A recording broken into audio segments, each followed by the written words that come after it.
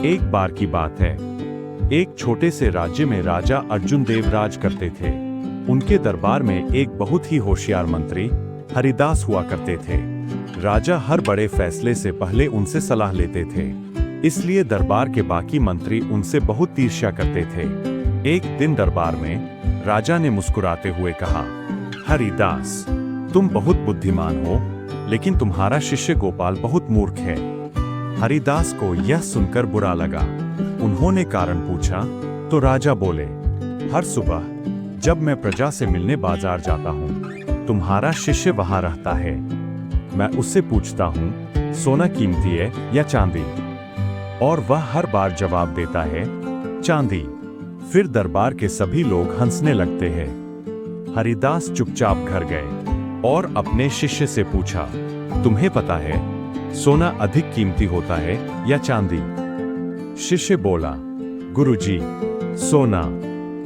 हरिदास ने आगे पूछा, तो फिर तुम रोज राजा को गलत जवाब क्यों देते हो?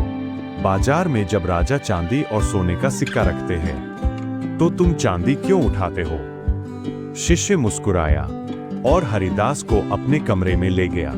वहां एक डिब्बा था जो चांदी के सिक्कों से भरा था। शिष्य बोला, गुरुजी, ये सभी सिक्के राजा ने ही दिए हैं। हर दिन वो आते हैं, मुझे सोने और चांदी का सिक्का दिखाते हैं, और जब मैं चांदी उठा लेता हूँ, वो हंसते हैं और मुझे वो चांदी का सिक्का दे देते हैं। अगर एक दिन मैंने सोने का सिक्का उठा लिया, तो राजा का खेल खत्म हो जाएगा और मैं रोज मिलने वाला चांदी का सिक्का खो दूंगा। लोग मुझे मूर्ख समझते हैं, लेकिन असल में फायदा मेरा ही हो रहा है। मंत्री ने शिष्य की समझदारी देख मुस्कुरा दिया। अब जब भी कोई उसके शिष्य को मूर्ख कहता, हरिदास सिर्फ मुस्कुराकर आगे बढ़ जाते, क्योंकि वो समझ चुके थे कि मेरा शिष्य लोगों की नजरों में सही नहीं, बल्कि जिंदगी में सही है। कहानी से सीख, जो असली काम करते हैं अक्सर दिखावा नहीं करते। दुनिया समझ न पाए तो भी सही फैसले लेने चाहिए।